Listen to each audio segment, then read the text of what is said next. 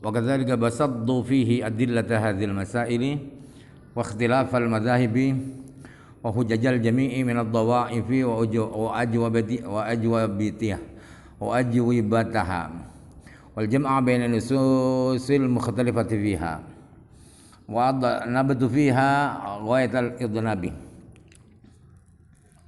Dan juga di kitab saya syarah Muhadzab yaitu Majmu', saya bicara panjang lebar tentang dalil-dalil dari masalah-masalah ini dan perbedaan pendapat, beragam perbedaan pendapat saya juga paparkan di sana, dan argumentasi semua ulama dari beberapa kelompok dan bantahan-bantahannya, jawaban-jawabannya itu bantahan-bantahannya, dan saya juga terangkan menggabungkan, mendamaikan antara nas-nas yang berbeda tentang masalah-masalah itu. Dan saya bicara panjang lebar, selebar-lebarnya. Walaysa muradi huna illa al-isyarata ila ma yata'allaqu bil hadisi. Maksud saya di sini di syarah Muslim ini tiada lain hanya mengisyaratkan pada keterangan-keterangan yang berhubungan dengan hadis saja. Sebab ini kitab hadis, jadi hanya menerangkan penjelasan hadis itu saja. Wallahu alam. Qala ashabuna law khuliqa lil insani wajhani wajaba ghusluhuma. Teman-teman, kami sesama Syafi'i berkata, apabila ada manusia diciptakan oleh Allah punya dua wajah, punya dua muka, maka di wuduknya kedua muka itu harus dibasuh semuanya, kedua-duanya. Walau khuliqa lahu salah satu aidin au arjulin au aksaru wa hiya mutasawiyatun wajaba ghusl jami'i. Apabila seseorang diciptakan oleh Allah memiliki 3 tangan atau 3 kaki atau lebih 4 atau 5, sedangkan 3 tangan 3 kaki itu sama-sama lurus, sama-sama lurus di pangkalnya itu sama, maka wajib membasuh semuanya. Yang 3 kaki maka harus dibasuh semua 3 kaki itu. 3 tangan juga begitu. Wa in kanat al-yadun al-wadiz zaidatun naqisatan wa hiya nabitatun fi mahallil fardi wajaba ghusluha ma'al asliyati. Apabila tangan yang lebih itu, tangannya ada 3 di kiri atau di kanan, itu apabila tangan yang lebih itu kurang, artinya tidak sama rata panjangnya, sedangkan tangan lebih ini tumbuhnya di tempat wajib. Artinya kalau tangan tumbuhnya di bahu ini ya, bukan di dada, bukan di punggung, maka wajib tangan tambahan, tangan ketiga keempat itu wajib dibasuh bersama dengan tangan yang asli. Wa in kanat nabitatan fawqal mirfaqi wa lam tuhadhi mahallal fardi lam yajib ghusluha. Apabila tangan yang lebih, tangan ketiga atau tangan keempat itu tumbuhnya di atas sikut, di atas sikut, artinya di bahu, di sa'id, di adud ya, di bahu misalnya. Dan tangan itu tidak lurus dengan tempat wajib dibasuh, maka tidak wajib. Tangan lebih itu dibasuh tidak wajib, dibasuhnya tidak wajib. Wa in hazathu wajaba ghuslul muhazi khassatan 'alal mazhabi sahihi al-mukhtari. Apabila tangan tambah, tangan lebih itu lurus dengan sikut, maka tangan yang lurus dengan sikut itu saja yang wajib dibasuh. Yang lebih, yang di atasnya sikut itu tidak wajib dibasuh. Itu menurut mazhab yang pendapat yang sahih yang dipilih ulama. Wa qala ba'du ashabina la yajibu. Ada sebagian teman-teman kami sama mazhab Syafi'i tidak wajib. Tangan yang sebagian lurus dengan sikut, yang sebagian di atas sikut itu tidak wajib dibasuh. Walau qutiat yaduhu min fawqil mirfaqi fala fardha alaihi fiha. Apabila tangan seseorang itu dipotong di atas sikut, maka tidak ada kewajiban apa-apa, tidak ada wajib basuh sama sekali sebab di atas sikut. Sebab kewajibannya hanya di atas sikut. Sedangkan tangan itu yang terpotong di atas sikut, maka tidak wajib, sisanya itu dibasuh. Wa istahabbu ayyu salah atau yagsila ba'dha ma baqiya li'alla yakhluwal udwu min adh-dhaharah. Tetapi disunatkan membasuh sisa-sisa walaupun itu di atas sikut, itu disunatkan, tidak wajib ya. Kenapa disunatkan? Agar tidak ada anggota tubuh yang tidak tersucikan. Jadi walaupun di atas sikut disunatkan dibasuh juga agar semua anggota itu terbasuhkan, tersucikan. Walau quti'a ba'du dzira'i wajaba ghusl baqihi. Apabila sebagian lengan itu ya dari sikut sampai ke jari-jari, itu separuh yang dipotong, maka sisanya wajib dibasuh. Yang separuh itu wajib dibasuh, wallahu alam. Qauluhu man tawadda'a nahwa wudu'i hadza thumma qama faraka'a rakataini lam yuhaddits fihi ma nafsahu ghufira lahu ma taqaddama min dhanbihi inna ma qala sallallahu alaihi wasallam nahwa wudu'i wa lam yaqul mislah li'anna haqiqata mumasaratihi sallallahu alaihi wasallam ya la yaqdiru 'alaiha ghairuhu. Rasulullah mengucapkannya hanya mislah wudu'i. Beliau tidak mengatakan nahwa wudu'i. Beliau tidak mengatakan mislah wudu'i, persis seperti wudhu saya. Kalau nahwa wudu'i kira-kira seperti wudhu saya, kurang lebih seperti wudhu saya. Kenapa Rasulullah tidak mengatakan mislah wudu'i tetapi nahwa wudu'i? Karena persis sama dengan Rasulullah itu siapapun tidak bisa meniru persis seperti Rasulullah SAW. Makanya Rasulullah menggunakan bahasa nahwa wudu'i, bukan misla wudu'i. Wal muradu bil ghufrani as-sawairu dunal kabairi. Yang dimaksud dosa-dosa terdahulu yang diampuni kalau wudhu seperti itu ialah dosa-dosa kecil, bukan dosa-dosa besar. Dosa-dosa besar harus taubat. Wa fi istihbabu sholati rakataini fa aksara aqiba kulli wudhu'in wa huwa sunnatun muakkadatun.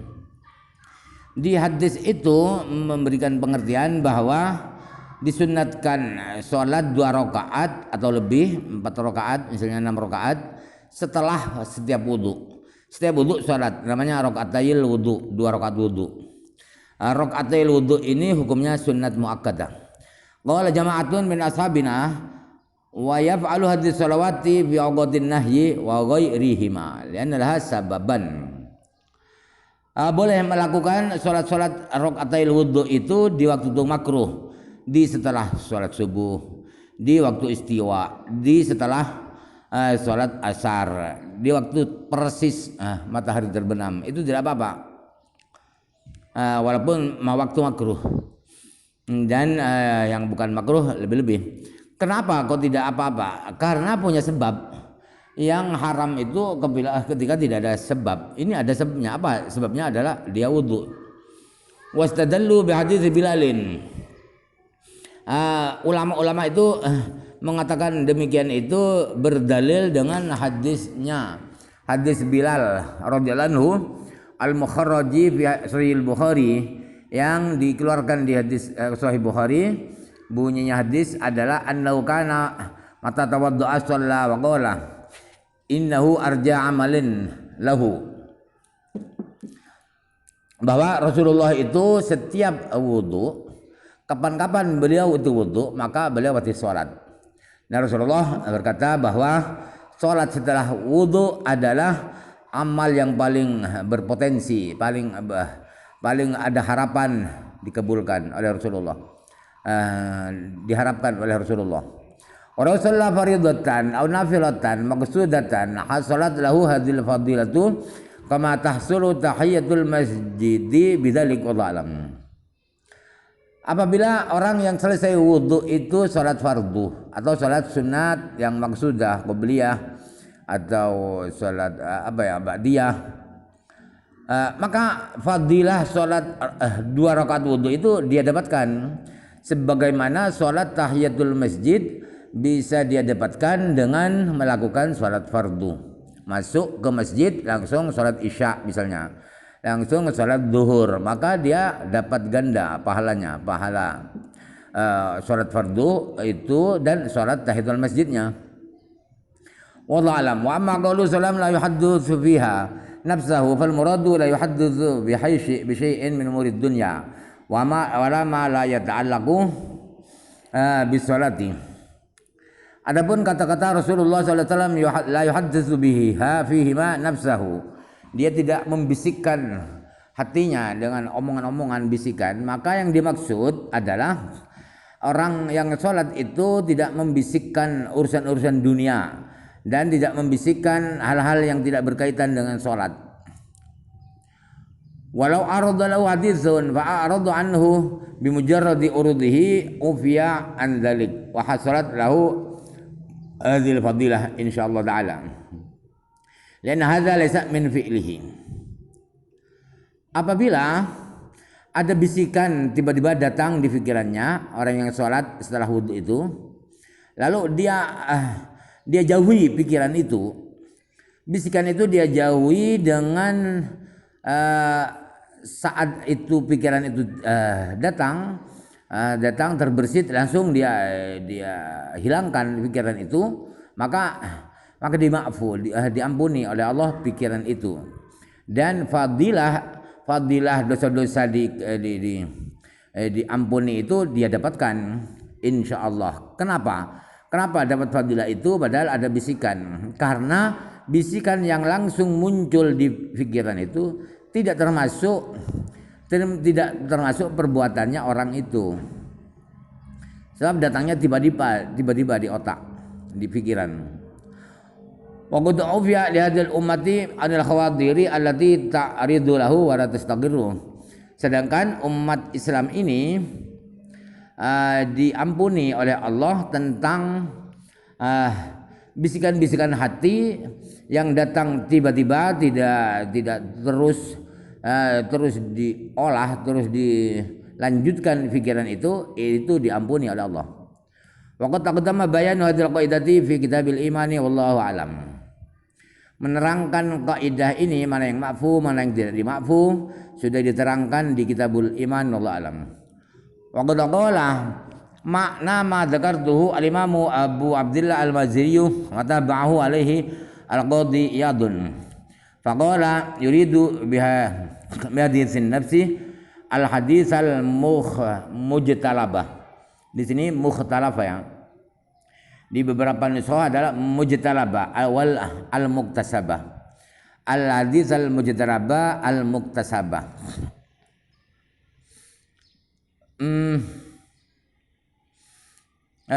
Searti dengan apa yang saya sampaikan itu telah disampaikan oleh Imam Abu Abdillah Al-Maziri dan diikuti oleh Qadhi Iyad. Maka kata Qadhi Iyad, yang dimaksud oleh Rasulullah dengan bisikan hati di hadis itu adalah bisikan yang mujtalab, yang dia datangkan ke dalam pikirannya. Wal muktasab, pikiran, bisikan yang dia datangkan di otaknya. Itu yang tidak boleh. Amma ma yaqau fi al-khawadiri wa ghaliban falaysa wal murada. Adapun bisikan-bisikan yang terjadi di pikiran pada umumnya, bukan itu yang dimaksud. bukan isu, tetapi yang memang direncanakan dimasukkan ke dalam otak pikiran itu. Qala aqulu hadithu nafsahu fi syaratun ila anna dzalika al-haditsa mimma yuktasabu li idafatihi ilaihi. Kemudian kata Ma'al Maziri, kata Rasulullah yuhadditsu nafsahu, itu mengisyaratkan.